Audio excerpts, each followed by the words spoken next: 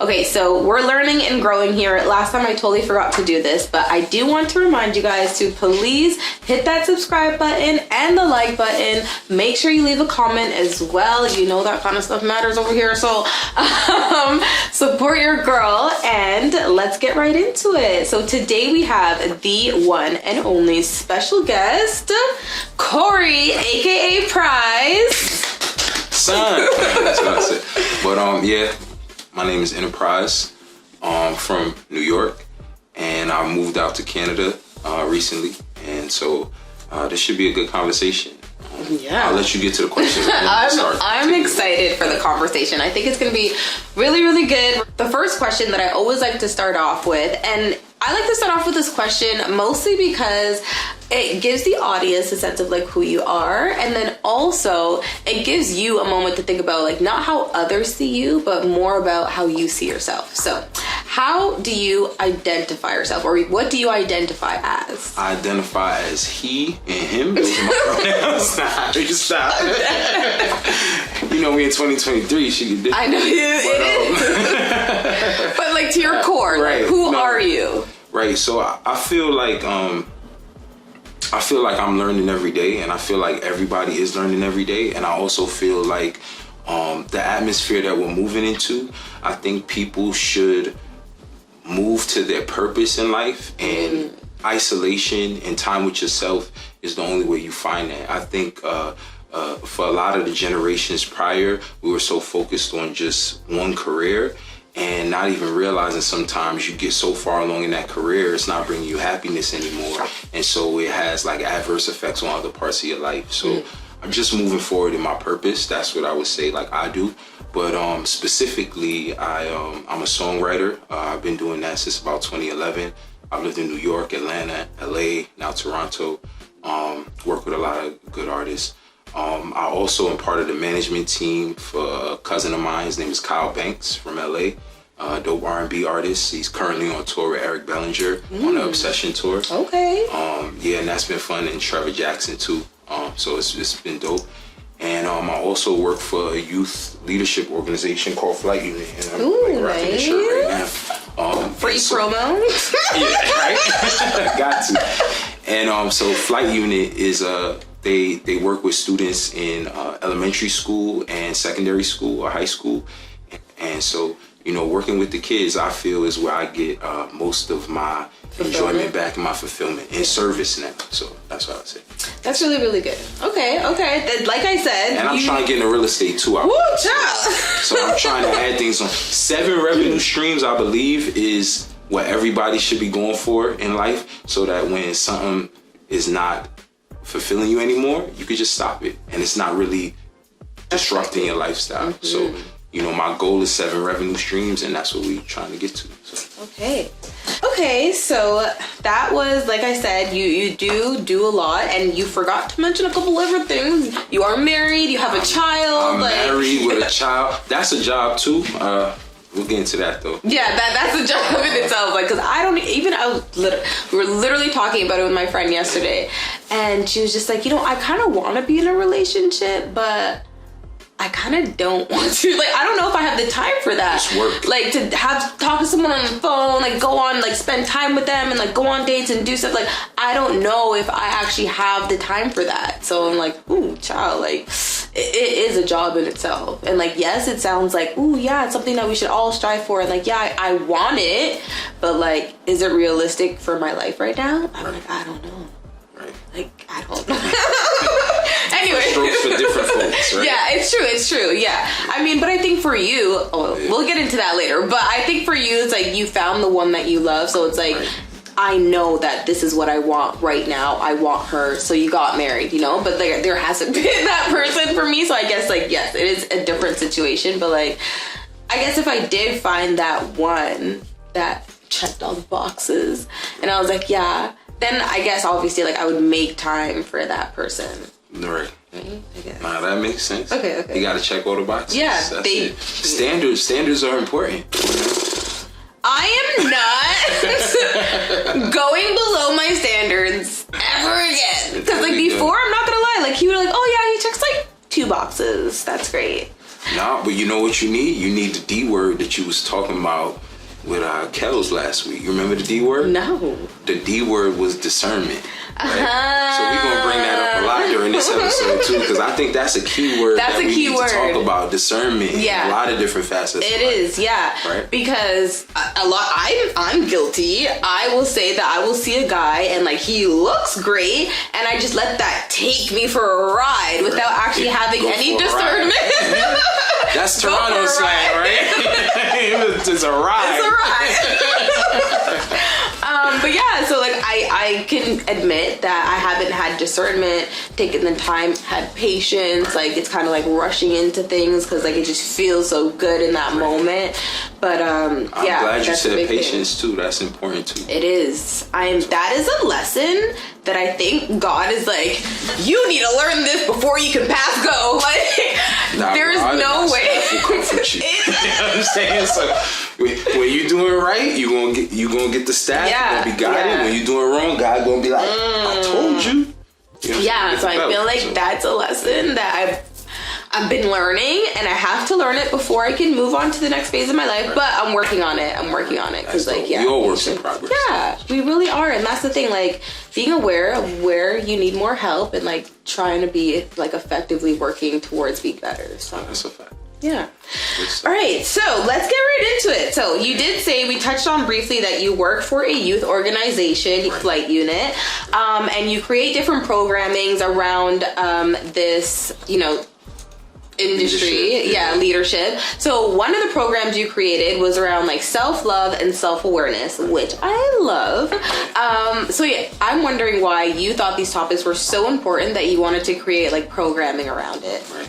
So I started working with Flight Unit when I first moved to Toronto in 2019, and I just thought that it was a great program. I went into one of the workshops they were doing at a school, and my wife, she's part of Flight Unit too, and so they were working with the kids. They had the kids were all excited about the programming. It was programming that they don't usually get in school, and I think that was like the biggest connection for me, was that it was actually things that are real life skills, right? Because I feel like so many times we're indoctrinated to just math, science, history. It's great to teach the kids about things that aren't in line with that normal indoctrination of school, right? Because one thing I felt about school, and I continue to feel, is that the way it's set up right now is competition based. Oh yeah. There's a valedictorian, you get A's, right? So if you're getting But then in a way, don't you think that's a little bit necessary? In ways,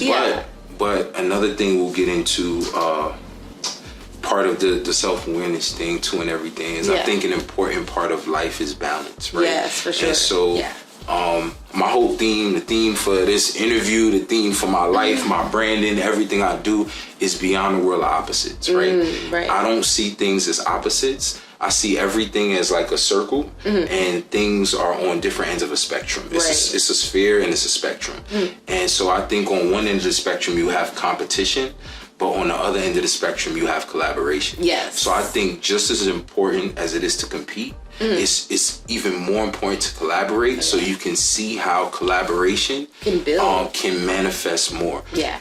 When you compete, somebody's winning, somebody's losing. Okay. When you collaborate, everybody's cultivating, right? So everybody's building. And I think if you put kids in more environments where they're collaborating, they're building together instead of competing with each other, then I think it just lets everything gel a little bit more. Yeah, I actually like that.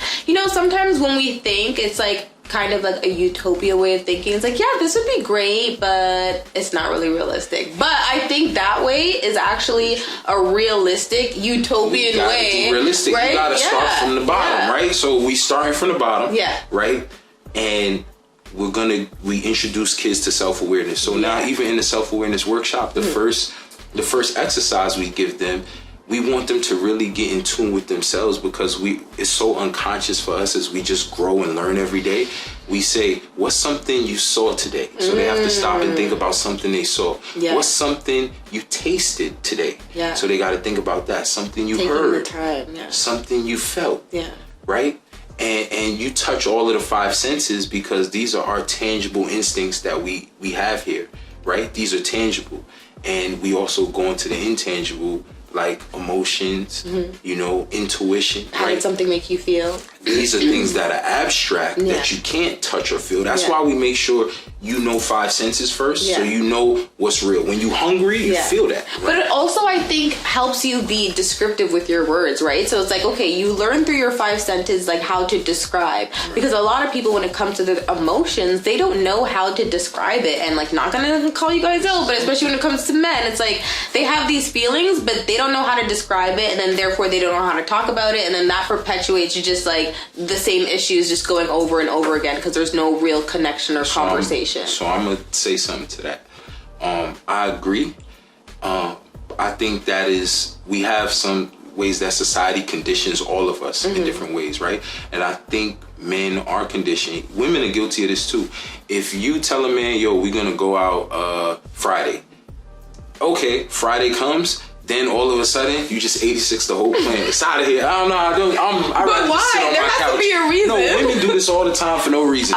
If the man gets upset and say, you be accountable to reschedule or explain why you're not going to be there or actually show up, you're like, why are you being such a girl? It's okay. Like, get over it. Women want men to suppress their emotions when it's good for the woman. Okay. Right? Okay. But now if the man is like, oh, I'm just going to talk to you and not tell you I have a girl or a wife. Why does it feel like I'm being called out right now? Yeah. I'm just speaking in general. You know what I'm saying? And then they come into the guy and say, why you didn't tell me you had a relationship? This guy like, oh, why are you getting so mad about it? It's all good. That don't work for y'all. Y'all need to express y'all emotions. A man expressing his emotions is women call him a bitch ass nigga. So we gotta break down some barriers first. Okay. But back to the youth organization. Yeah, I was gonna say before we dive into all of this. Back to the youth organization. Self-awareness. We just want them to be also aware. Like we have a thing where we talk about a bull and a matador in everybody, right? And the bull is the person inside of you that just sees that red cape that just responds to stimuli, right? And a lot of us get triggered, right? And we don't, and this is also, I'm married to a therapist, so it's like you're in a house lucky. And you get upset, honestly, and you get started arguing. In this day and age, I feel like you're the luckiest. Well, in certain way, I always think everybody's lucky. You have to just, it's just perspective. But like, still, can we like pick up the fact that she's a therapist? Because like, that's amazing. Dope. But then she'll be like, are you being triggered? And I'm there upset, and I'm like, but that's good. She's just calmly asking me if I'm being triggered. Like, yes, you're triggering me. I am. And you know what I find? You know what I find? I find a lot of times women have very incendiary comments that they say, like little smart. So you couldn't do this, and like y'all have those, and they're incendiary, like they're little knives that y'all just like do this. But it's okay. Y'all are beautiful, so y'all get away with everything. We all have our thing. We have to deal with a lot of your guys' shit, so. Y'all had a lot of smoke for us on that last episode, so leaving things out. Whatever, yeah. Like, yo, you're really coming for us. Like, you just came like guns blazing. But yeah, flightunit.com. Check it out. Look at it. The promo. Like, let's move on to the next question. Okay, so we talked about you being a musician briefly. Right. You know, you're in music, you do songwriting, you are an artist yourself as well. So with having the perspective of doing music in New York and then in Canada, I would say, like, which place did you feel was like best for your music career? Because usually people try to get up out of Canada and go to the States so they can blow up or whatever, but it's like you kind of did the opposite. You came here. So it's like, what is your perspective of like the two different music industries, and then like how would you compare doing music in New York to Toronto? Well, I think it's honestly, and I've been to a lot of places around the States and a lot of different areas, it's the same in a lot of places. I'll say Atlanta is probably a little better than everywhere else because I feel like they work together the most. And I feel like a lot of the problems you have with the music industry in New York, you have in Toronto as well, where people don't like to show love to other people. It's competition over collaboration, right? We Tell me about it. Themes, right? So when you rather compete with me than work with me, we're not adding to each other. We're not adding value. Yeah. It's like you're trying to do on one end where if we combine forces, everybody can grow. Everybody can grow. So I think that's why Toronto people want to leave. A lot of them go to Cali a lot because I feel what I've experienced. Wherever you from, leave. The most hate you ever gonna get in your life is gonna be initially where you're from, and when you leave, I find you connect to people who love you.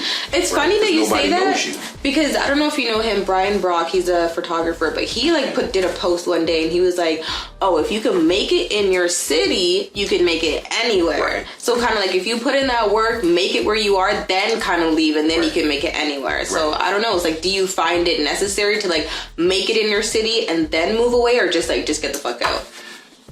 Both work. Everything works. Beyond opposites, right? It's no opposite here.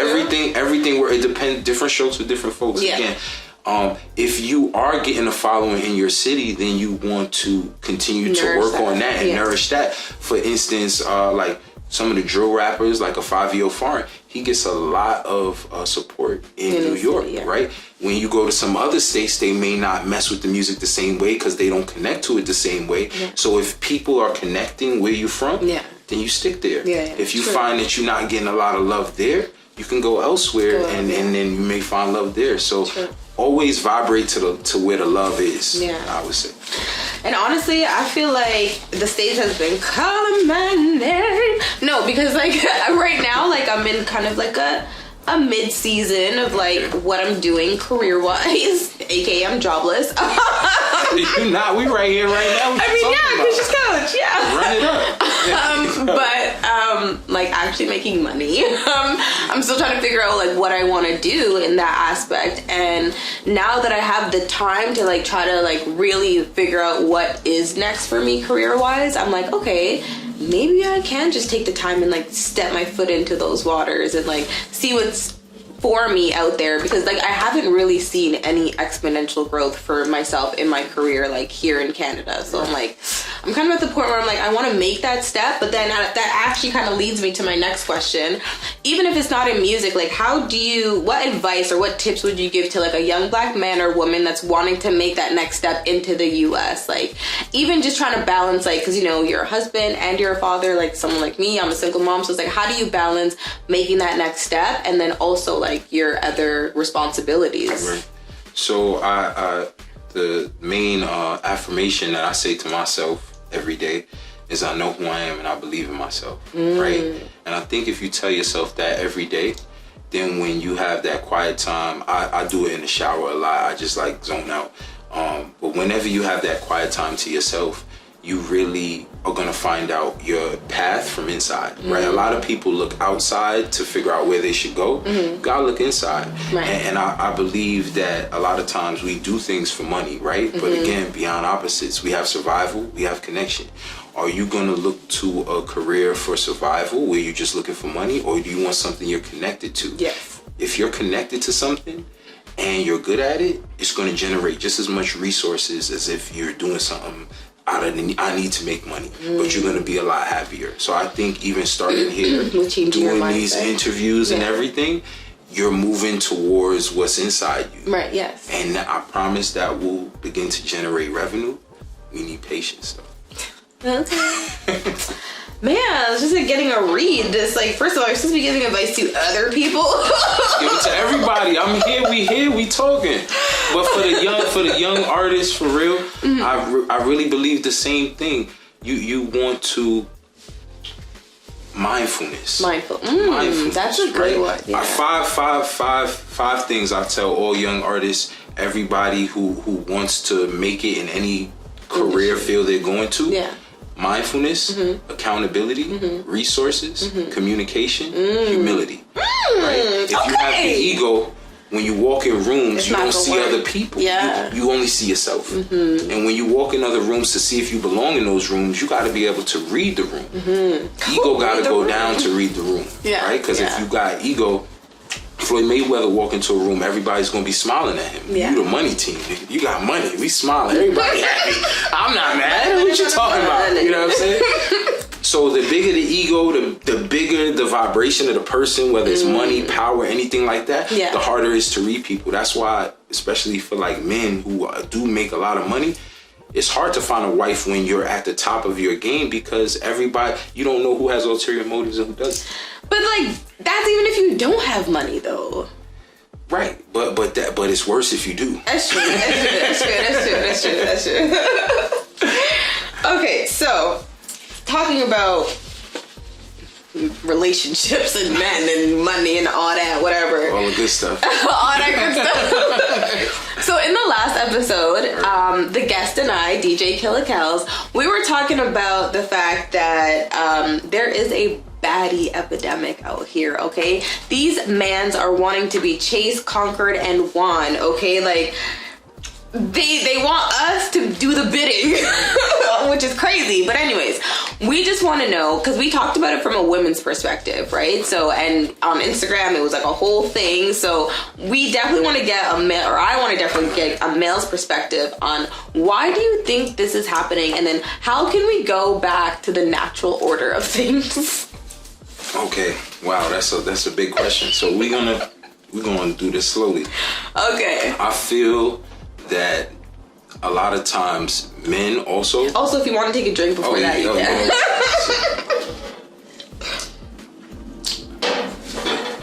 I feel like men a lot of times, number one, men from 17 to 23, 25, you talking to women, you getting rejected, you doing all of this. Eventually you get tired of people just, calling out your weaknesses and telling you what you're not, right? And being unhappy with you. This is the truth, right? But also, I would say from high value men that women say I have a baddie personality, it's that men with money see women act differently. So I've been around people, men who are broke, men who have multi-millions of dollars, and when you have a lot of money, women act different. I've seen women like trample each other to get into VIP section. Like, I've seen this. I mean, then it's like, okay, yeah, that's not the kind of girl that you want then. But here's the thing. When you're pursuing women your whole life, right? And then you get to a point where now women are pursuing you. It's literally like you grew a vagina. Like when you get money. Is that what you want? Like, let me so here's where we get deeper to another layer, right? Okay. I read a book because Nipsey Hussle suggested it, Ways of a Superior Man, right? And in that book, he talks about a situation where basically he got a 6-figure check. Okay. He comes home to his wife like, I got a 6-figure check. And she don't care about the money. She's upset he didn't bring milk home for the baby. The right woman for you is always going to challenge you. Yeah. As you get higher in life as a man, I actually agree with that. To be challenged all the time, sometimes you don't want to be challenged. Sometimes you just want people who see all the good in you. This is for the ego. That's what I'm saying. But that's not the natural order of things. It's not. But this is the thing. Men have to become comfortable with being challenged by good women again. But the problem is so many women just try to use men too. There's a lot of users. You said the D word earlier. Discernment. Yeah, they can have men that too. Men who don't have self-awareness definitely don't have discernment. Well, they just trying to fuck. But there's steps to this. Yeah, well, you don't just get to discernment. Like, I go from being a horny, thirsty man. Well, why are you like this? Why are you horny and thirsty in the first place? Why can't you just be a regular guy Hold on. What's a regular guy? Because I'm a man, so I'm inside of a man. I've been a guy my whole life. A regular guy, right, treats women with respect and doesn't just see them as vaginas. When do they learn that? I don't know. That's not our responsibility. You don't even know. But that's not my responsibility to know when you learn that. You're just supposed to.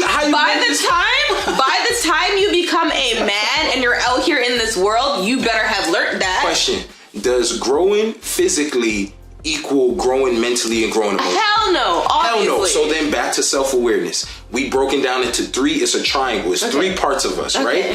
Now we're going into math. No, it's not. No, we're not. We have the physical, the body. Right. We have the mental, the mind, and we have the emotional. Right. Yes. Men are all physical, right, and mental.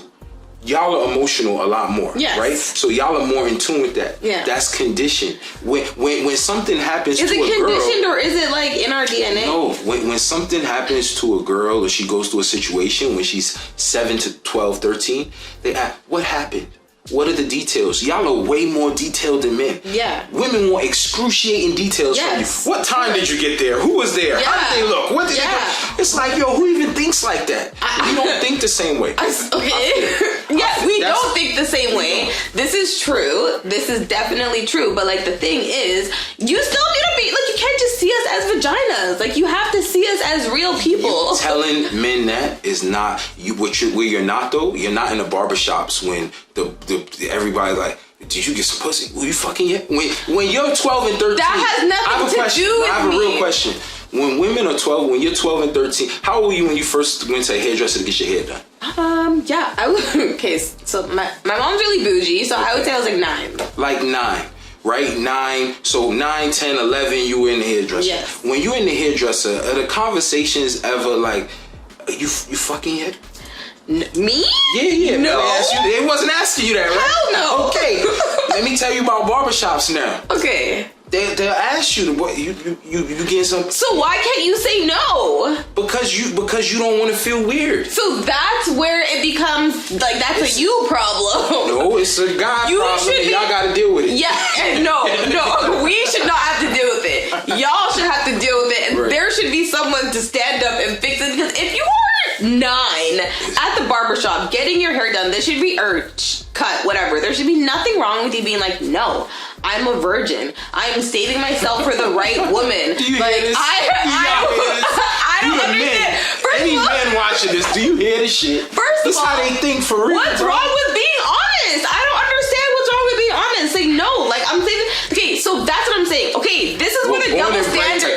This is where the double standard comes into play, because if a female was ever to be like, yeah, I'm fucking, I fuck that nigga, then it's like you're a hoe, you're this, you're that. So it's just like I don't understand. Y'all are conditioned differently. Your condition. Make sure the guy does this. Make sure he opens the door for you. You're being taught about the mannerisms and the mindfulness you should have of being able to spot a good man. Okay. Men are not taught. I've never been taught. I can't speak for everybody. I've never been taught. I was never taught to look for these characteristics in a good woman to be able to discern if she's right for you. But that's what it comes down to. The baddie epidemic, Miss Wild Heart Waves was speaking some facts, because there are a lot of men out here who haven't had really good male role models. We don't. And that's what it comes down to. I've never had a lot of men are out here acting a fool because nobody ever showed them how to act proper. So I could say this on camera.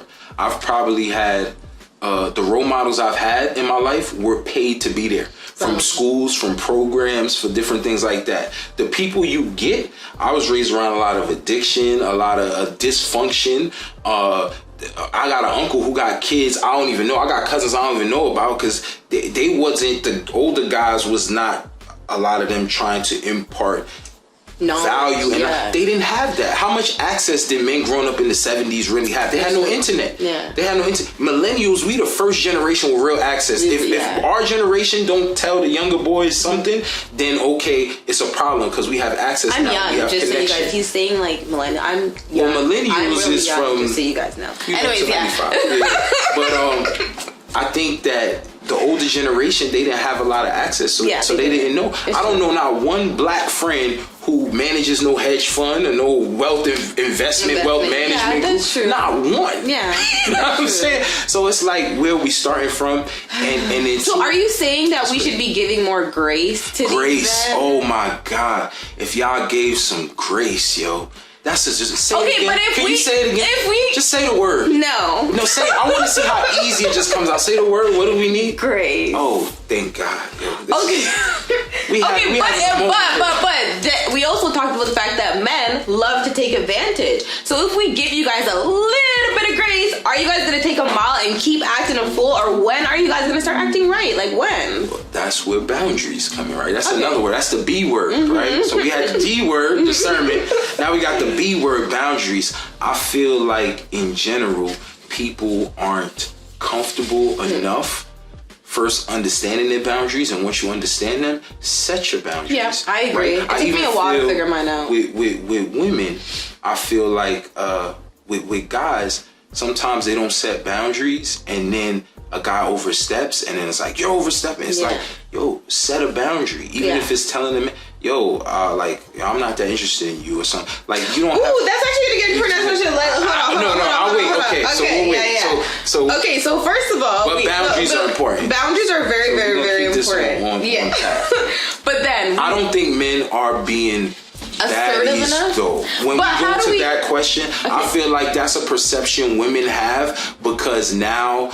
they want to be chased, and the man who they want to chase them is just not doing it. No, but that's not even that. Because even if I wanted to like approach a guy, I think if I really wanted him, you shouldn't then have to I might. Men. Exactly. But that's what I'm saying. So that gets to the question: how do we get back to the natural order of things? Like, how do we get these men to like start taking their place? No, let me tell you. If a man really wants you, he's gonna approach you. True. That's true. There's no. Listen.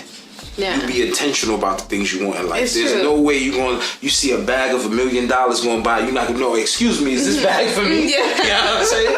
Nah, it will definitely. I feel that. No, because I've said the same thing, and then there's been some guys like, oh no. It's just like I'm really busy right now, but it's just like I feel like if you really wanted this, like you would have put some effort into it. This is you being mindful then, right? Because men can run y'all on goose chases too, right? Ooh, tell me about it. To have the discernment to see, oh, he's playing games, right? What y'all do though a lot of times is when a guy has the looks and the money and he's playing a lot of games, y'all let that just, we don't see that red flag right now because this is great. Yeah, and then after you've had enough of the money and the interactions and all of that, then you're looking like, this nigga don't really care about when it's been like that the whole time. No, it's true. And that's when you have to have women, we have to have self-awareness for that. It's just like, what are you really doing here? And I had to ask myself a lot of times too in relationships. Like I talked about the last time, like I was in a 5-year relationship and I was just like, what am I really doing here? Like, is this a person that I want to marry? Is this what what am I really doing here? So I think that's really important to like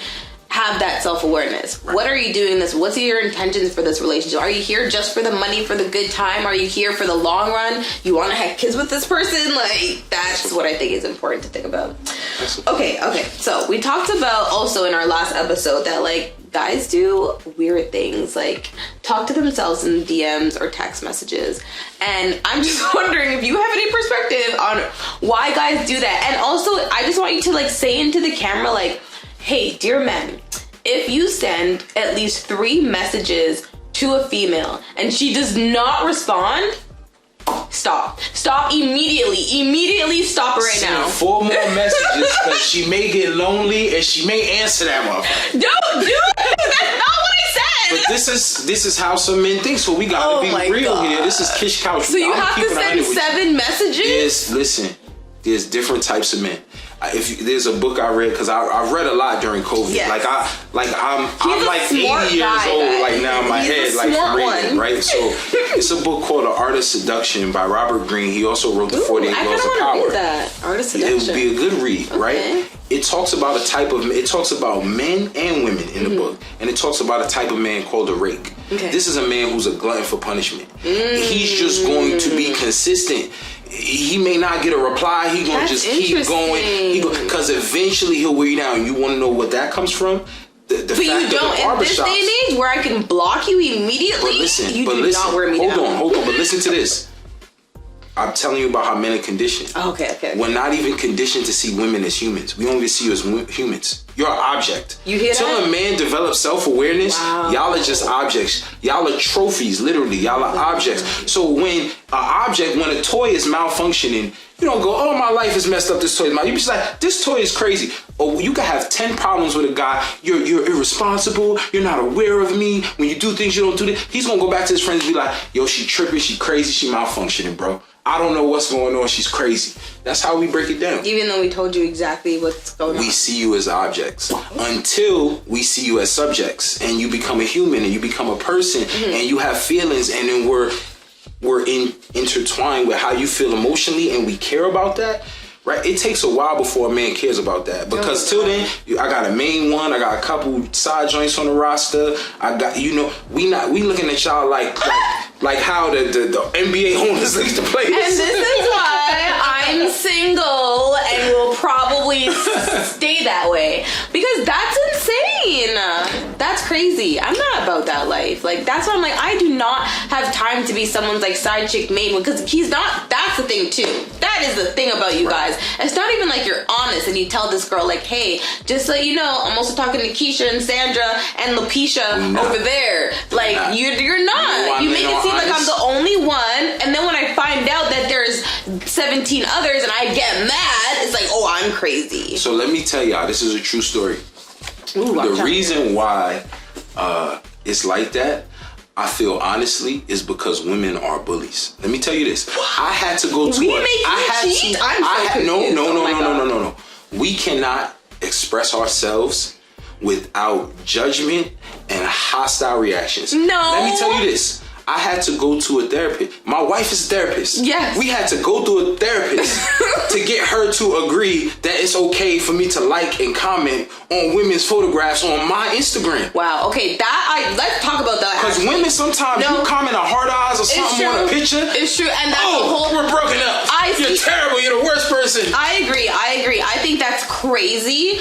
I even was in relationships and I would do that, like comment like, ooh, I like this, or like whatever, heart eyes. Can't be insecure. You can't be insecure, because at the end of the day, if your eyes, even if you're married or not, your eyes are still your eyes and they still work. So if you see a pretty woman over there and you think she's pretty, it's just like, she's pretty. There's nothing you can do about that. Like, she's beautiful. Like, so like what? Because I'm married, I'm just supposed to automatically think she's ugly? And like, I'm not a human anymore, right? Yeah, that doesn't make sense. Like, your human qualities are still there. And then, even if you put the shoe on the other foot, women, we still see men. Y'all still like if you see a guy with a six-pack and all that, and he's glossed up on, oh my god, it's my nipple. Nah, you good. Okay. No real malfunctions. He's glossed up, whatever, looking all good. Then you're like, ooh, he looks good. So it's just like, come on, be realistic. Your eyes still work. Like, this is what I mean, is that people should be able to be themselves a little more, get a little more leeway to be themselves. I agree. And that's why like somebody for being themselves. Yeah. And they don't have to doctor or change anything. Yeah. And a big example I have when it comes to women, like I see you under Kel's post or your friend's post, hard eyes, oh, you're bad, you're this. How you can see that but a man can't see that? Exactly. If I say it, don't say that. That's what women do. They be like, don't say that. No. Don't comment. Don't even look at it. That's weird to me. Because even like, okay, I know some people, and I know other women might get at me, I don't know. And even with like catcalling, a lot of women like, oh, that's disrespectful, that's so rude. I don't think it is. I think if he's being aggressive and like trying to like touch you and hurt you, yes, obviously there's boundaries crossed the line. But if you're walking down the street and the guy's like, oh, you look so good, girl, I'd be like, thanks. There's different levels to catcalling. Yes, that's what I'm saying. Yes. That's what I'm saying. There are boundaries, there are lines. Like, you have to still be respectful. Respectful is probably my word of this talk, but like, still be respectful. But like, yeah, if you see a pretty woman and you want to say like, hey girl, you looking good, I'm like, thank you. Like, that's happened to me a couple times where some men have been like, you look good, or I like your hair, or nice smile, girl, thank you. Like, I don't think there's anything wrong. Yeah, like, I would say this to that as well too. I think it's when you highlight positive things about people versus negative things, and this is something that even goes into friendships and stuff like that too. I found when I was younger too, a lot of your friends, when y'all cracking jokes, people are talking about negative things about people. I found this a lot too especially Caribbean people, family, like, right? Going to that, I would go to Thanksgiving dinners, right, with my family, my dad's family, and I'm like, oh, we're having so much fun and togetherness, but when I look back, it's like everybody was cracking jokes on people. Oh, this is the person they bought last year and this year. And it's like, we talking about all of the negative things about each other and having laughs about it. But how about highlighting the positive things we see in the people around us? But like you said, everything about balance and connection, right? I honestly, and it's funny that you brought that up, I don't think there's anything wrong with poking a little fun. No, it's not. Because I was saying, like, I would need my partner, whoever like I end up with, to like be okay with me making mad fun of him. Right. Like, he needs to be okay. You gotta be able to take a joke. This is part of being humble as well. Because me personally, because everybody's different, right? But like, me personally, I will roast you. Right. Like, but it's funny. Right. So, a good example too of this, I was at the show with Kyle, my cousin who was doing music, and we was all staying at an Airbnb. Everybody on his team, produces everybody, and so I had sprayed some cologne I had with me in my bag, right? It was Polo Blue, right? Mm-hmm. And they walked in. It was like, who in here smelling like old man? No, nah. I threw that shit out that night. I say, yo, I was like, okay, I'm never wearing this again. Okay, I have more. I get them as gifts, colognes and stuff. I'm like, this one, I'm never wearing again. I smell like old man right now, and I don't want to be associated with old man. So you got to be able to take that sometimes and take the hint, right? Yeah, I threw that shit right out. I know old man smell around here, man. It's true. Sometimes the jokes help you to be better. And the people who get mad are just people, again, who are insecure with themselves and very sensitive, and they don't know who they are. Yeah. They don't believe in themselves. Mm-hmm. So when someone says something about you, it really affects you to a deep level. And that's the thing too. Getting back to self-awareness, it's just like you have to have that self-awareness. Oh my God, someone's joking and I'm being serious. Right. Like our two perspectives are different right now. Right. So how can I change my perspective to be like, this is a lighthearted moment. This is not something mindfulness. Yeah, and like changing your perspective and being like, I don't have to take everything so seriously all the time. But then when you have friends who talk bad about you, yes, you do have to set boundaries. I gotta be aware of that. You always say the bad thing, like bro. It's something in there. Yeah. It's about seeing that. All right, so we did talk about this even just in our quick conversation here that, like, you know, sometimes it is hard for women to let men down or to let them know that, like, they're not really that interested in them.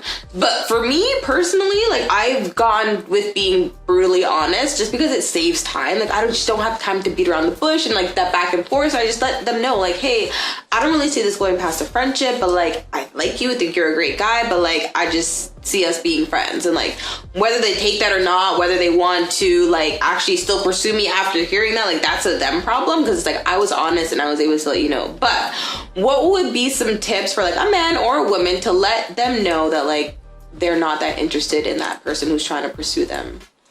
I think, again, just setting boundaries, and I think you want to be empathetic, but you want to be real, right? Yeah. So at the end of the day, I'm always going to express myself, but having a filter, something you learn to do, right? You can't just Kanye it all the time. No, for sure. Yeah. Have a filter, and then to be able to say, be honest about how you feel. You got. What if, like, that's the thing? Some people are not able to be honest. Like, some women, they'll do things that like not answer your messages or like, you know, do like weird things to him. And I think that's you being scared to set boundaries, but knowing your boundaries. So I think that's a self-awareness thing on the women, and I think that's leading a guy on. And if we want to have a conversation about how women lead men on, that's a whole nother conversation, which is crazy, which I feel like a lot of women do sometimes. Okay, but a lot of women do that mistakenly. No, it's a lot of women who know, yo, this guy like me, I kind of like him, but he's not husband material, but I'm going to keep him around.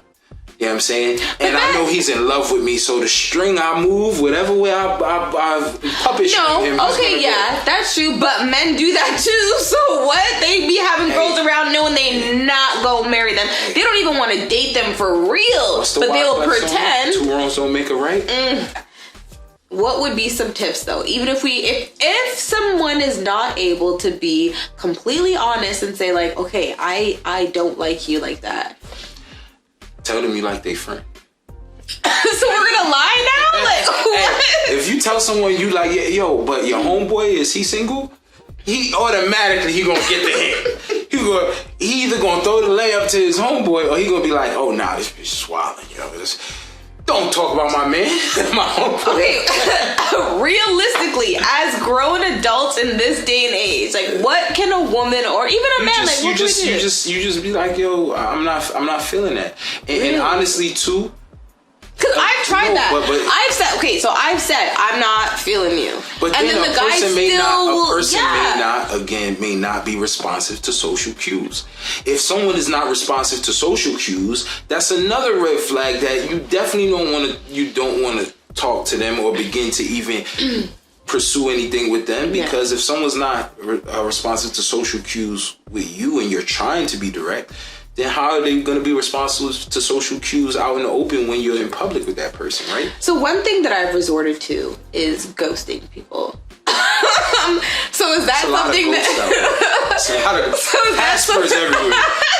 Okay. So that's something that you would like say. This like, is more of just the toxic cycles that we in. How is it toxic? I tried to tell you. I try to be honest and say. I try to be honest and say, hey, I don't like you. I'm not that interested in you. They're not getting it. So it's like I just completely stop replying. Right, and then that usually will deliver the message, right? Because yeah, but and I think that everybody should always begin to. I think this is good advice for everybody. So I'm gonna say this. Yes. When we're all energy, every single person, right? So this is back to self-awareness again, right? We're all energy. When you feel someone's energy is repelling you, let it go. Yes, that's what I was looking for. That's what I was. Let it go. When you feel someone's energy coming closer to you, you can then go into that energy. But here's the thing, I find this is a part of the toxic cycle with men and women. Yeah. We chase people repelling us and we ignore people vibrating towards us. Okay, right? Yeah. So if at one point you say, you know what, I'm gonna stop chasing this person who clearly doesn't give me the time that I feel like I deserve or anything like that, I'm gonna stop. No matter how much I like them, I'm gonna stop because they're not pouring back into me. Yes. And this person who is trying to get my attention, trying to pour into me, I'm gonna actually focus on them now and pour back into them. Now we're starting a positive good, energy mutual, exchange. beneficial relationship, a positive energy exchange, right? And I think that's what we got to start looking for. Yes. But I don't think, again, this goes back to elementary school, high school. We're not learning to look for these things. We're not learning how to be good people in school. But that's why we're here today on Kish's couch, because we gonna learn about it. Right. We gonna talk about it. Like, this is something that needs to be perpetuated. Like, having that awareness, back to self-awareness, of the energy that you're receiving. Right. Are you receiving a positive energy exchange or not? And you really need to be able to filter that out. Discernment. The D word. The D word. Have discernment. I love that. Okay, so that's perfect. Okay. So, moving on to the next question. We did talk about the fact that you are married, right? And you have a child. Like, what? Like, you're married, you have a child, you are living that family lifestyle, but then, like, you're still an artist at the same time, right? So, you know, you do music, and in one of your songs, you have a song called Tipsy in Tulum, which I was listening to. I was like, okay. I was like vibing out to it. I had a dream that I was tipsy in Tulum. So, prefaces, it was a dream. This was a dream of the song. Oh, okay. I don't know. Let me get into the question, okay? Because I guess. Anyway, so he's like, but in the song, you say a couple of lines, which I was like, oh, okay, let's like talk about this. So one of them you say, swear it was like a team of goddesses coming through. And when I heard that, I was like, but where? Okay, but now that you say it was a dream, okay, maybe like angels coming through. I don't know. We'll see. Okay, then you say in the song, shout out my birthday twins, Miracle Twerk like Megan. And then there's a line that says like, Bree was with me since 16. She gonna get whatever she need. Then you talk about a woman named Tamara, and then there's another woman named Rosa Negra, and I was just like wondering, I'm like, who are all these women? And then because of the fact that you're married, I was like, what does your wife think about you like speaking on like all of these different, or like what is the, I guess, stipulations that you have with your wife when it comes to other women? Because now we're seeing so much more that like monogamy is like not the way of life. Like even Beyonce has a song that recently she came out with, and it was like, you know, she thought she was killing that shit at Torgo Hoda. And then that, like, you know, makes people believe that like there is a third party involved in her sexual and marital affairs with her husband, which I wish could be me, Beyonce, if you're watching. But I was just wondering, like, what would be like the stipulations for you and your wife, especially as a musical artist, when it comes to other women? Right. So I'm gonna give everything you said. First of all, I was in this dream tipsy in Tulum. Mm-hmm. It was me and Kish by the pool, so my wife was with me. Yes, right? yes, she was. And so I say that, but then I say, I feel it's also important for people in general to have relationship dynamics with friends of the opposite sex. I feel all of this is important and helps us grow, But I feel like a lot of times when it comes to self-control, we don't have it. So then when people have male friends, or women have male friends, or male have female friends, they get to having sex and everything gets destroyed, right? But that's lack of discipline, right? But I still think those relationships are meaningful. Yes. Because what I think is terrible is when women go to women and ask for advice on men. Y'all don't know us. No, I agree. Your homegirl I agree. I had a man best friend, and he was like the best thing in my life. Like, I would go to him for everything, and I felt like that part of my life was when I grew the most, because I felt like I had a real perspective on life. Like, I would ask him. Sex with you? Yes. Okay, see, so this is where it gets hard, right? Exactly, it's true. That is where it gets hard. So this is the thing too, developing that self-control and having relationships with people. So I talked about miracle twerk like Megan. I have a friend named Megan. We was in Tulum. I have a friend named Miracle. Oh, Miracle. Okay. She twerks like Megan. She twerks like Megan. Okay, girl. Right. So we was in Tulum. We had a yacht. It was me. It was just all women on the yacht. My wife was there too. And but it was fun. So I was just speaking about the truth. And she was born on December 3rd, my birthday. Shout out to all the Sagittarius, because we the best for it. But as well, Brienne, she was born on my birthday as well. Yeah. Tremera. Oh, so you know all these women. I know all these women. Oh, so I'm allowed to have relationships with real women. Okay, yeah. Right? Because we have a secure relationship. Because sometimes as artists, like, they just be saying stuff and you don't know. It's no cap in my rap. Wow, I like that. He said there's no cap in my rap. Get it. All right. But and then even my friend Tremera, I met her at Rosa Negra. So you need to go to Tulum. Rosa Negra is a restaurant. Oh, I never been there. Yeah. When they bring out your food, everybody who been in Tulum notice, you stand on your seat and they give you lighters, like I have sparkles. Kelsey, and everybody with their hand up with they like before you eat, like you act ignorant before you eat. It's amazing. I feel like that's a me place. Yeah, it's a great experience. There's also a spot called Taboo. It's a beach club. It's real good.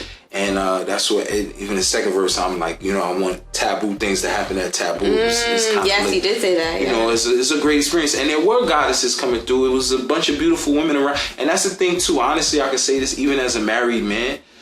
I like beautiful women around. People like money and beautiful women, men especially, right? True. So to just be real about that, that's what they like. But again, to talk about relationship or how that factors into being married, when you marry someone, you got to know that you're making a commitment, right? And then the commitment, how real is that commitment to you? And once the commitment is real, I know that my goal is happiness with you. So I'm not actively trying to do anything that brings discord, right? So once we have that, and once you understand, you're not in competition no more. My wife is not in competition with no female that I ever meet in my life, right? It's none.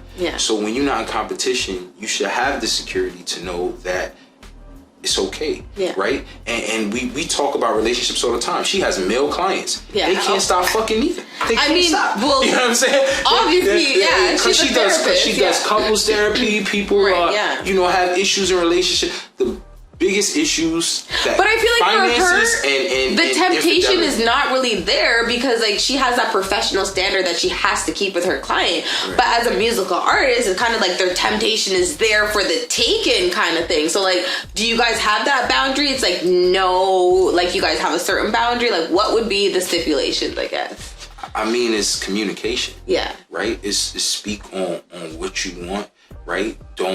She says a lot, don't leave me in the dark. Right? Okay. And so I think that's an important thing. But here's the thing, when women say don't leave me in the dark, then when I speak to you about something candidly, you get mad. Can't then beat me up. I agree. You go get the belt and chase me around the house with the belt. No, and I'm like, yo, I'm being honest.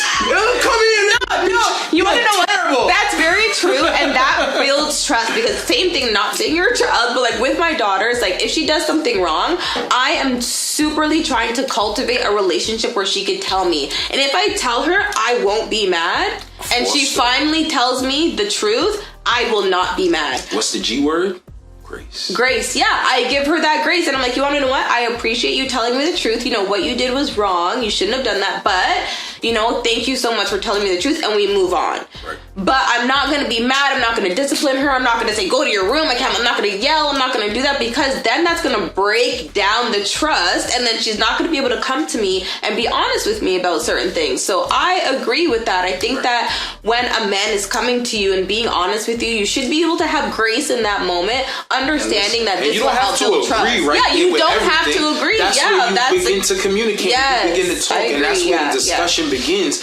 But everybody should be able to express themselves fully. And but there becomes there's always that gray area. So let's say, I don't know what the stipulations are, but let's say the stipulations are, it's like, yes, you could have female friends, whatever. But like, just speaking on me personally, my boundary would be no fucking. You cannot fuck no bitches. Like, sorry, I'm supposed to work on my swearing. What if you was there to watch, like Beyonce? You cannot have sex. You cannot have sex with any other girl. If you want to watch, whatever, that's fine. I don't care. Like, that's fine. Personally, I'm not speaking on all women. I'm talking about myself. If you want to watch, that's fine. But my boundary would be, you cannot have sex with any other woman. Okay? And that's my boundary. Perfectly fine to be. But that's the thing, though. I'll have that boundary, and we'll be having fun, whatever. You're living your life. You're able to live free because you have this girl that lets you be free and be you. And then you cross the boundary. Boundary gets crossed? But no, I don't care. The boundary is not negotiated. I don't care. These are the demands of the terrorists. I don't care. You better not ever. That's not true. That's not true. There's compromise. There's no compromise. Like I said, no, there is, because I'm sure you don't want me out here having intercourse with any other guy. Hold on. And I hate when women do that. You know why I hate when women do that? Do you know why I hate it? Why? Because when you with a man who's providing for you the right way, oh my God, this narrative, you don't want to go f other men. And if you did, he wouldn't make you his girl, his wife. There are girls who want to date for the streets. You know what I'm saying?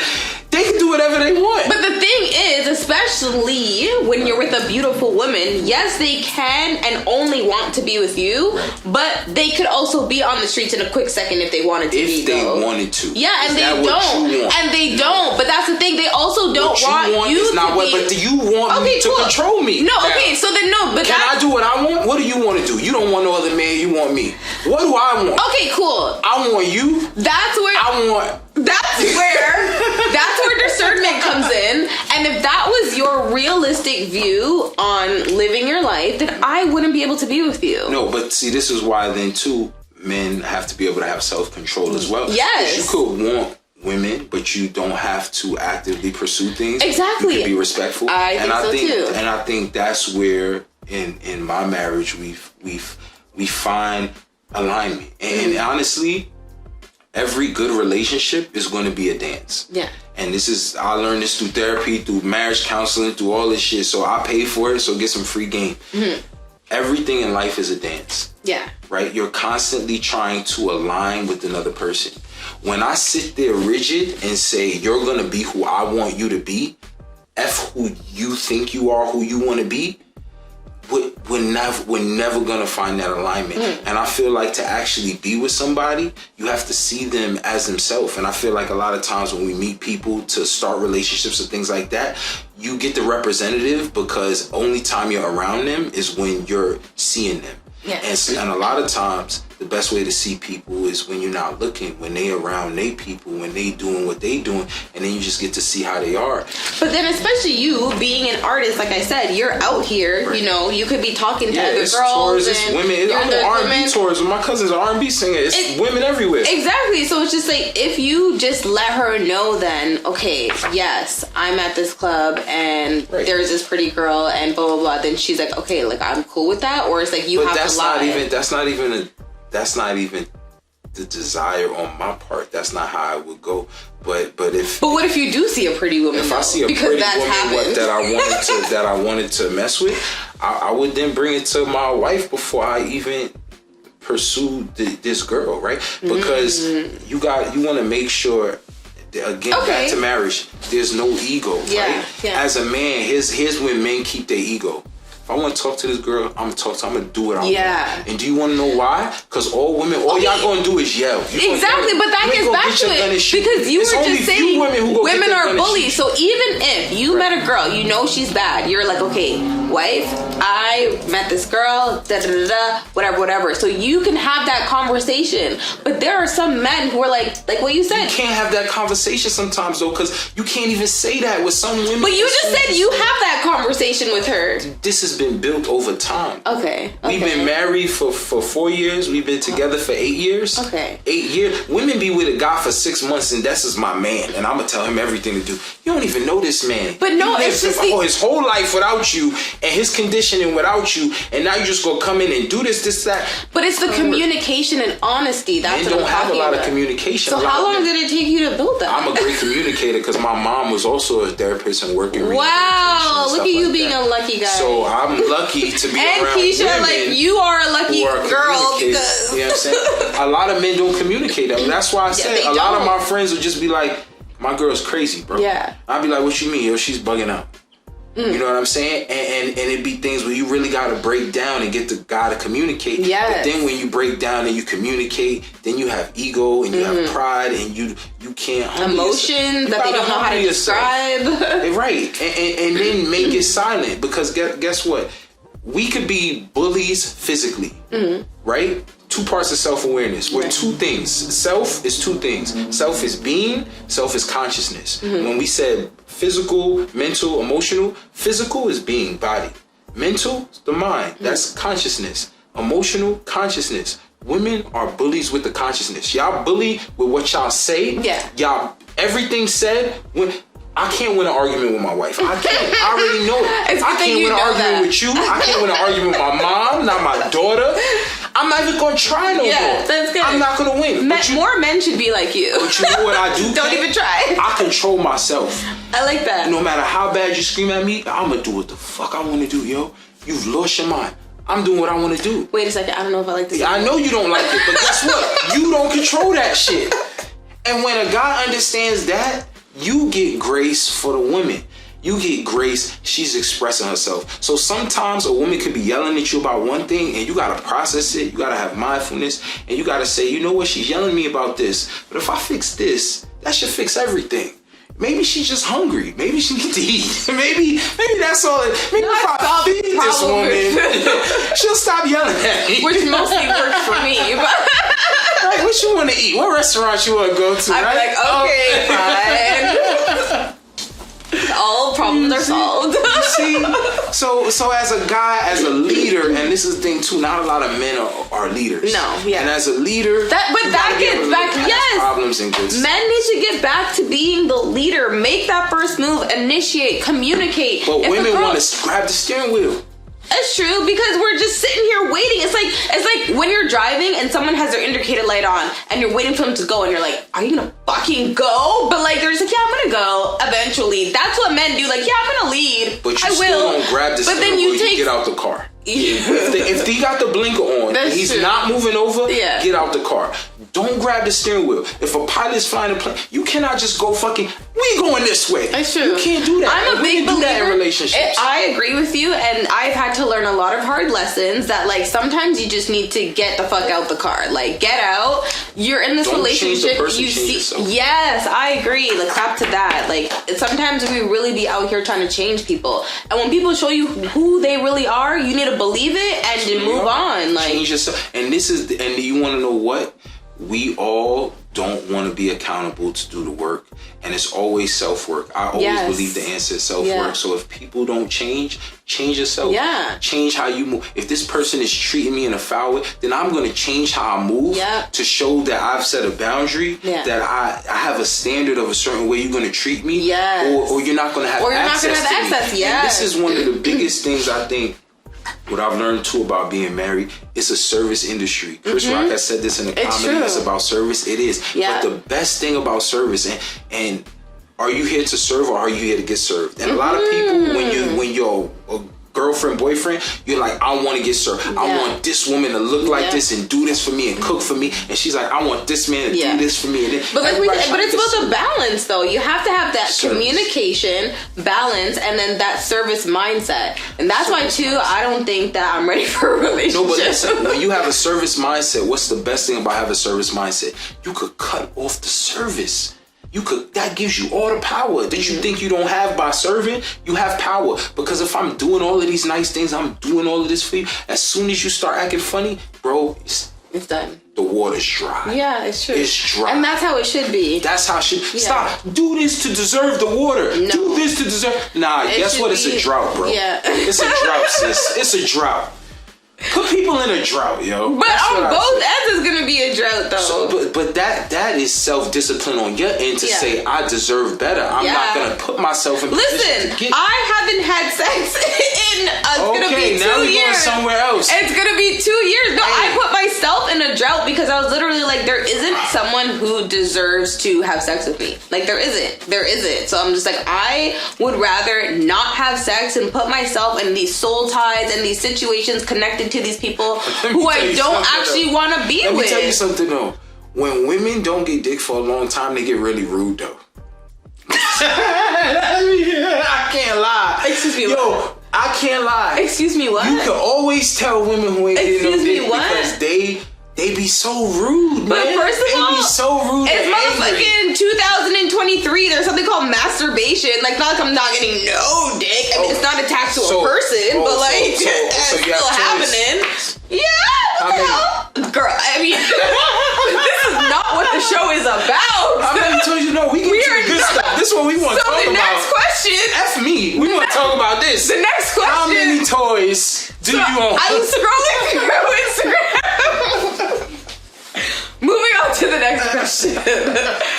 Because, no, but I can see what you're saying, because this is another thing, too. Even just talking about masturbation in itself, because a lot of people, especially like Christians, like, they frown against masturbation. And live your life. Personally, for me, I think that it's a release of energy. Sometimes a lot of people have so much bent up energy inside, and like, let's say you don't work out, let's say you don't run, or you don't do this, like, and that's what creates angry people, because they don't have that release of energy. And sometimes you do need to like release that energy so that you can be your like lighter, pure, whatever self. I agree. How do you set the mood? We're not getting into the details. No, I fully but like I said, like that, so I kind of agree with what you're saying. That could create angrier women, like being celibate. But like I said, there is a problem there is a fix to every problem. Amen. So that's not really true that makes angrier women. So me being But celibate, that's why you're not angry, though. I'm not. You're not, because you're getting a release. Can you say that to the camera? Because my baby daddy always says that I'm angry. I am not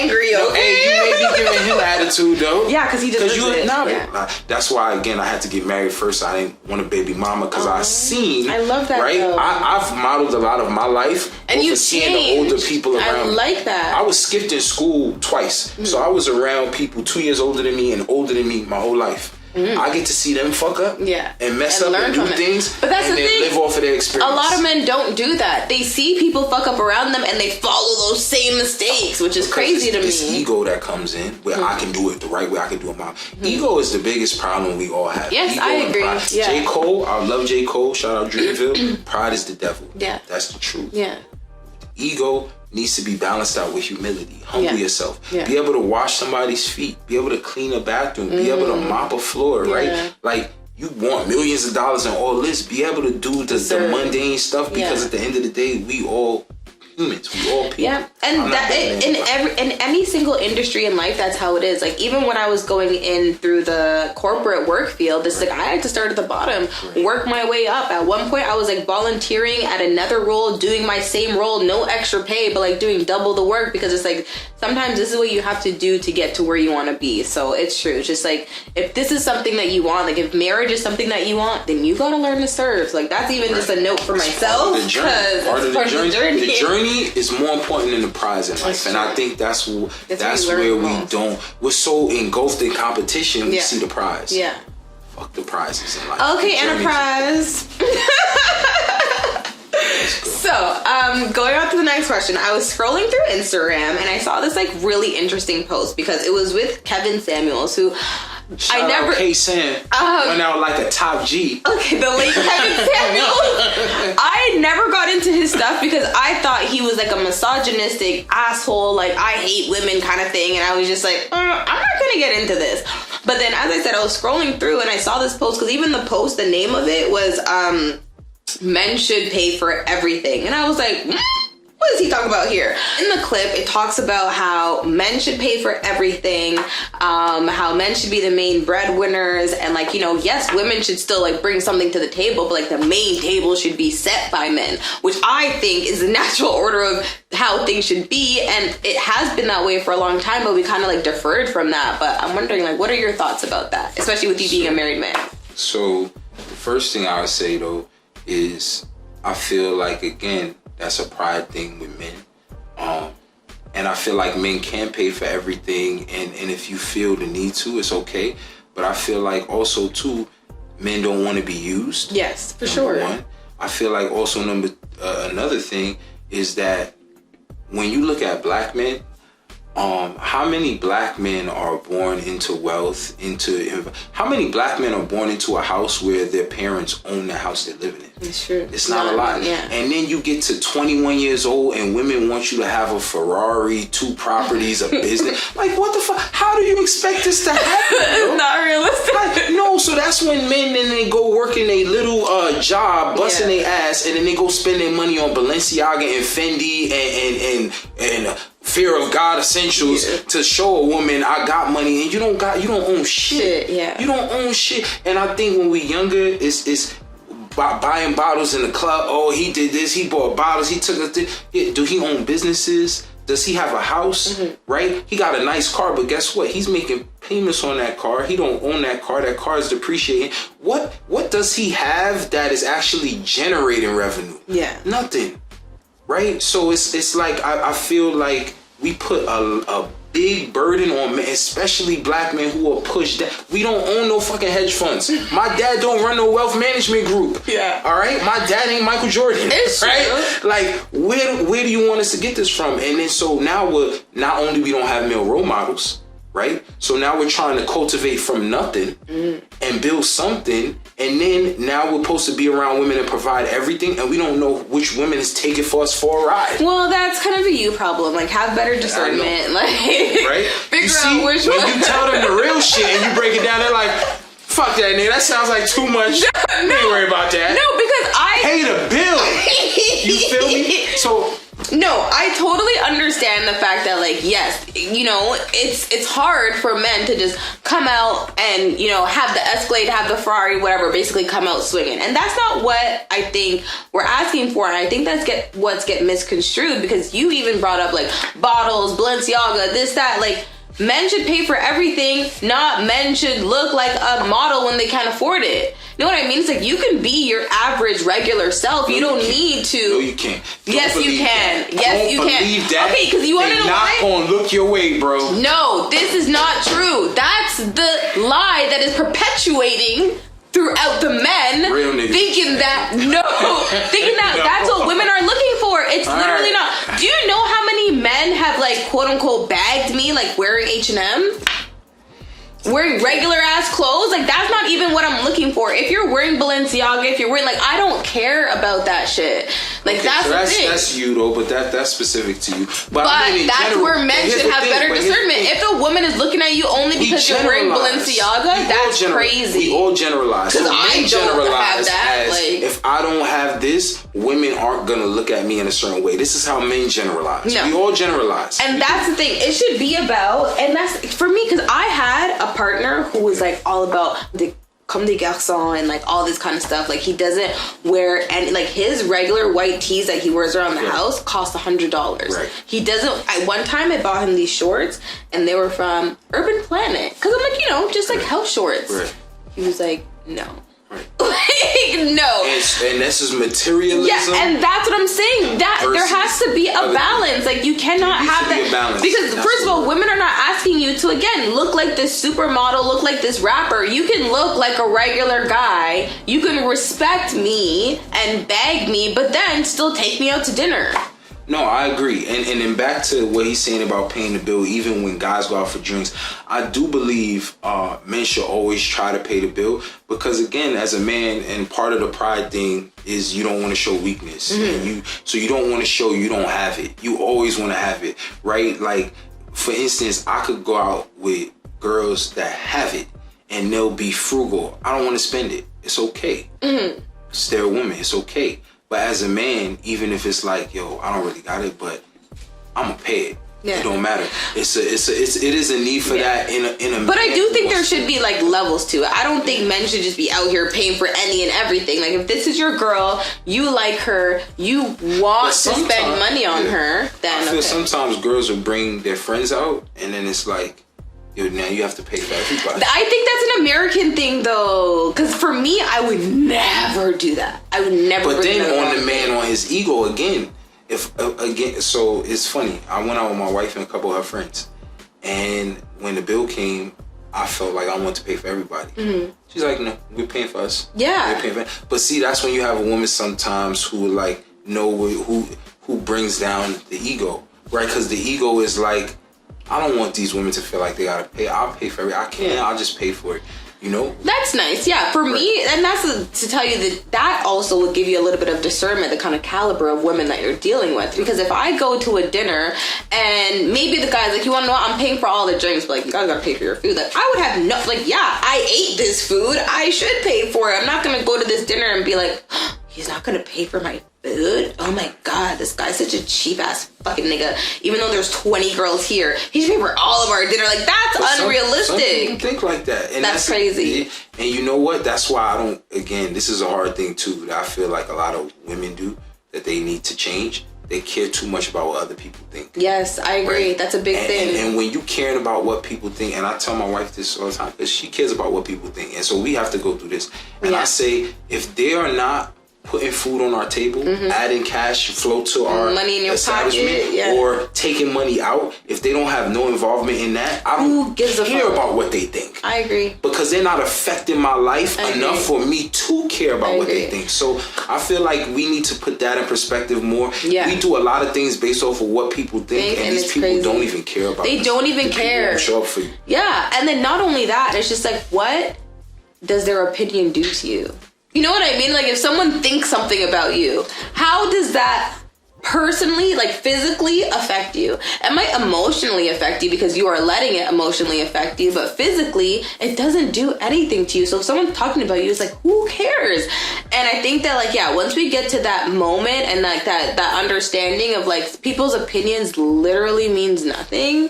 Because that's why I even like my one friend, she was like, oh, like your podcast. I'm like, it's not a podcast. Because I hate podcasts. No offense to anyone who does a podcast, because I just feel like there's people sitting there saying their opinion, spewing it as facts, and like that's annoying to me. But I'm like, if we're here, we live it that too. But I'm like, you know, if we're here talking about our true experiences, sharing our true honesty, then it's like that's what we can learn and grow from. It's just like not these like opinionated, hypothetical situations that never even really happened in your life. You're like, oh, this is how I would, like, who cares? That's all ego. And one thing I want to say, that, and I've been saying ego over and over, but it's the truth.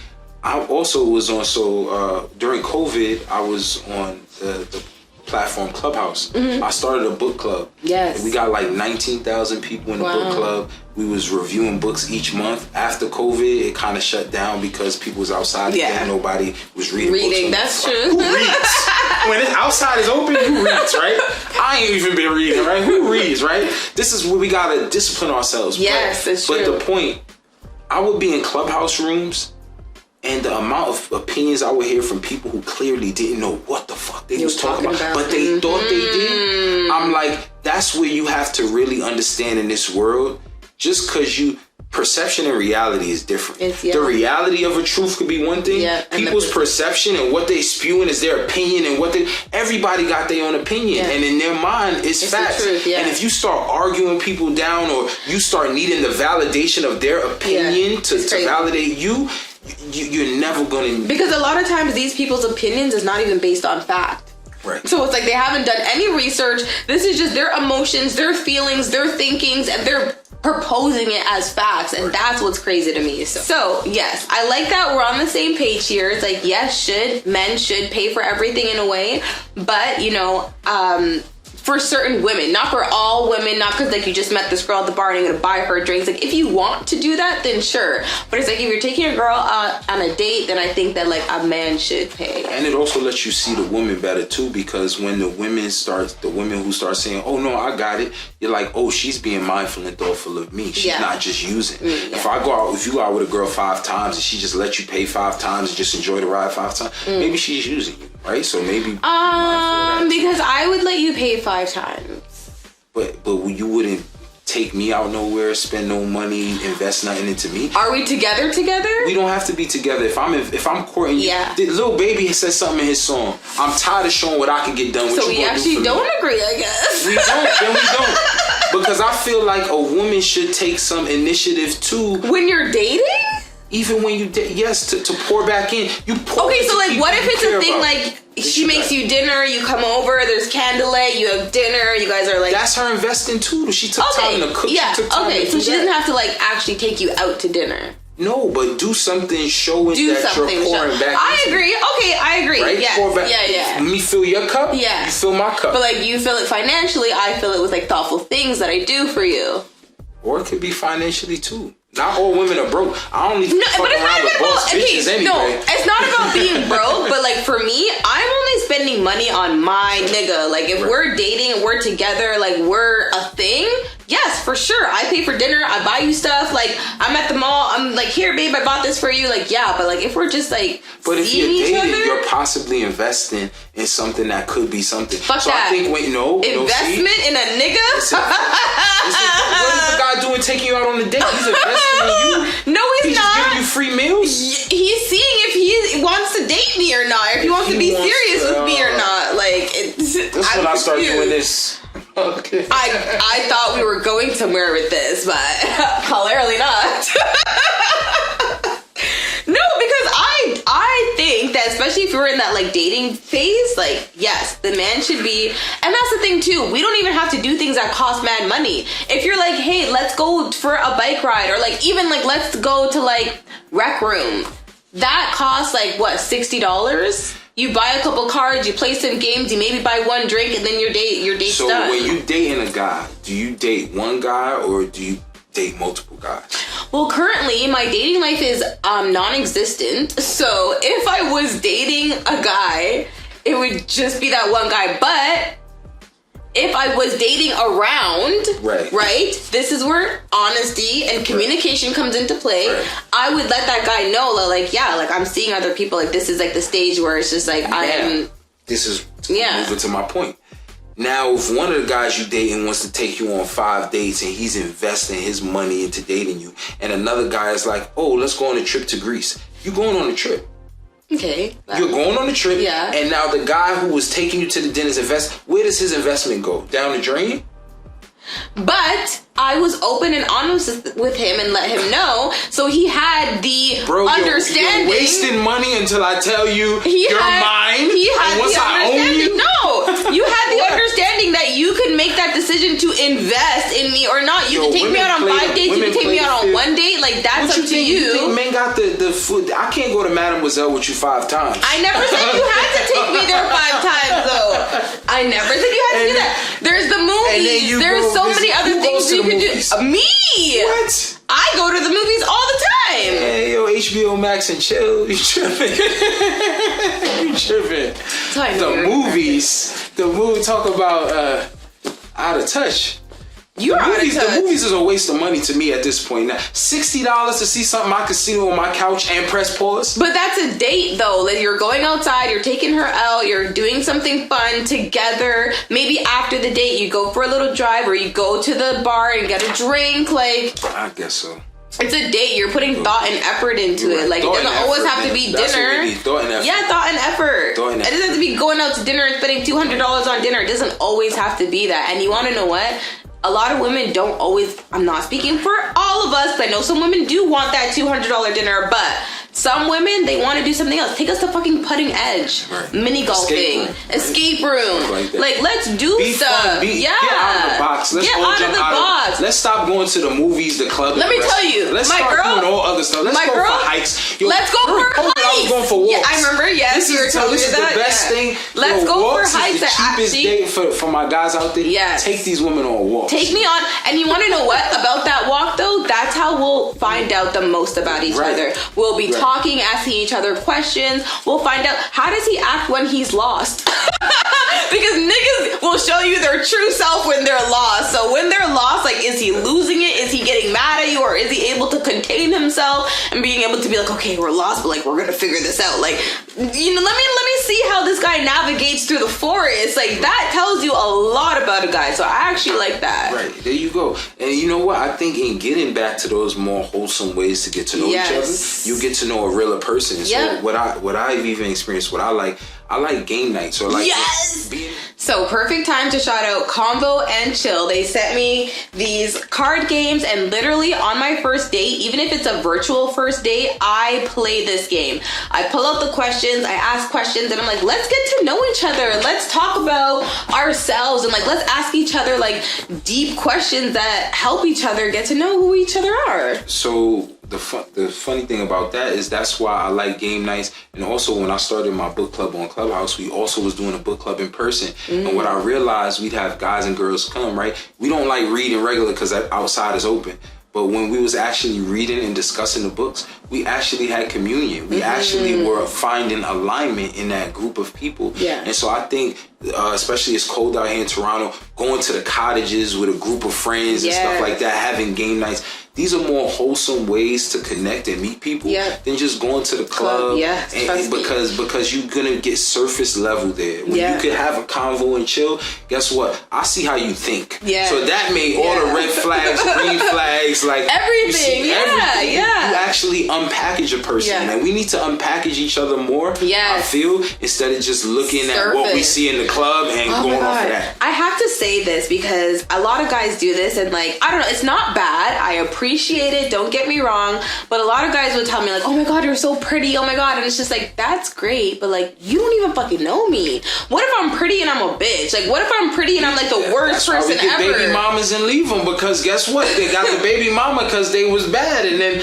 we had to leave because they was crazy. But that's the thing too, and like, it's kind of like a turn off to, not a turn off, but it's just like, you haven't taken the time to get to know me, and you want me to be excited by you saying that I'm pretty. Men are physical. Men are always gonna go. I'm married to my wife. I saw her ass and titties before I saw her personality. At least you're honest. Be honest. We in here. We being honest. We giving candid conversation. We gonna see ass and titties and face first.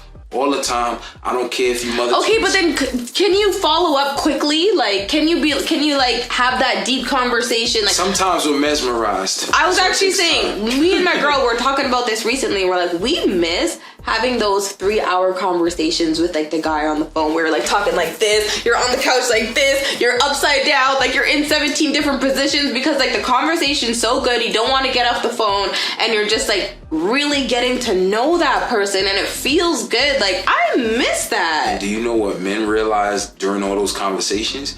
You ain't fucking when we on the phone 10 hours apart. You guys are just so annoying. Having conversations. That's all you guys are ever thinking this about. This can't never lead to sex. I need to be able to touch you, okay? We need to be this close. See, that's where the discord comes, because we want to connect with you emotionally, mentally, and you guys only want to connect physically. But at least back then, you guys would connect emotionally and mentally, with the intention that like, hey, I'm gonna do this, and then it might get me in her pants. But now it's like, you guys don't even want to do that, and you just want to go dive in, and it's just like, whoa, can you like... Serve me first. It's the serve me first mentality that the whole generation, everybody is having. Serve me first. Right? We have to begin to get comfortable with service again. And I think as a whole, I'm talking to men, I'm talking to women, everybody. Humble yourself. You're not as popping as you think you are. It's only one Beyonce, right?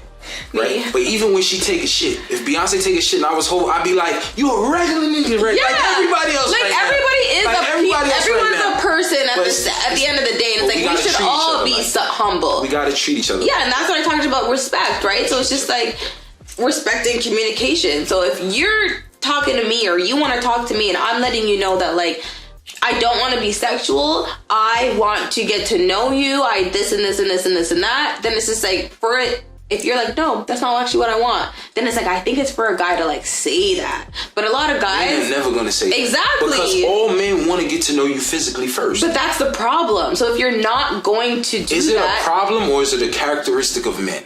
It's a characteristic flaw. Flaw. So we're flawed, man. We're all flawed. I said it. Half of human society is flawed. I said what I said. We are flawed. Y'all are better. You know why? Because y'all have a womb. Y'all were made to I was about to say God created man, and they were like, "Oh, that's all the mistakes I made. Let me fix it." Then woman was created, right? And then that's why we're the better creature in all not better senses. We're not gonna get into competition. We collaborate. We connect. We do collaborate. Women are for men. Yes. Y'all make us whole. But we are still better. Anyway, so we're just going to move on to the end. This is actually this is a great segue to the last question. So we're speaking about women. Right. And how women should be treated, literally. And then we're coming off the cusp of, Women's History Month. So my last question is, how do you think women in this day and age can be better protected and respected? Okay. So the first thing I would say is those 5 things I talked about earlier, begin to look for that in the men you talk to, right? Men should be this. I feel women should be looking for this in the men they talk to. But right? how? I know you look for money. Y'all look for money. No, but the question is, how can women be better respected? Respected. We're going to get to this. So we have to do something to be respected. No. I'm saying what you should look for. I'm just going to let you talk. Okay. You should look for this. Instead of looking for the money and the power and the most physically fit guy, that's good. You want that. You want the looks. Y'all physical too.